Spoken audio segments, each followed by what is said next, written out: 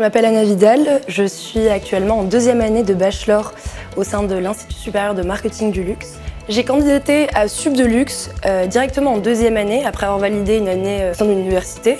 Donc j'ai postulé à Sup de Luxe, ils m'ont proposé un entretien auquel ils m'ont envoyé un questionnaire que je devais répondre au préalable. C'était un entretien qui se déroulait en ligne, qui durait à peu près 20-25 minutes. Les questions portaient par rapport aux motivations, on va dire. Qu'est-ce que le luxe pour nous? Pourquoi on veut intégrer l'école? Et ce fut en fait finalement plus un échange qu'un entretien, en fait, j'avais l'impression. Alors le test d'anglais, j'ai pas eu de bonne ou de mauvaise surprise. Ça veut dire que c'était beaucoup de grammaire, de conjugaison, mettre des prépositions, des textes à trous. Le résultat de mon test était en fait tout simplement égal au niveau auquel je m'estimais tout simplement. Le texte de culture générale m'a, on va dire, un peu plus effrayée que celui d'anglais parce que la culture générale, ça dépend de soi-même. On l'apprend pas à l'école.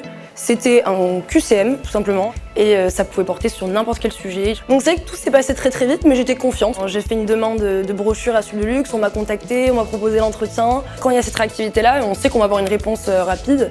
Si je pouvais donner un conseil, je pense que c'est bien se renseigner sur l'école. Les recruteurs sont là en fait pour recruter une personne qui va représenter l'école, donc il faut vraiment rester le plus naturel possible. Voilà, avoir confiance en soi et ne pas avoir peur d'utiliser ses expériences et de savoir les mettre en avant.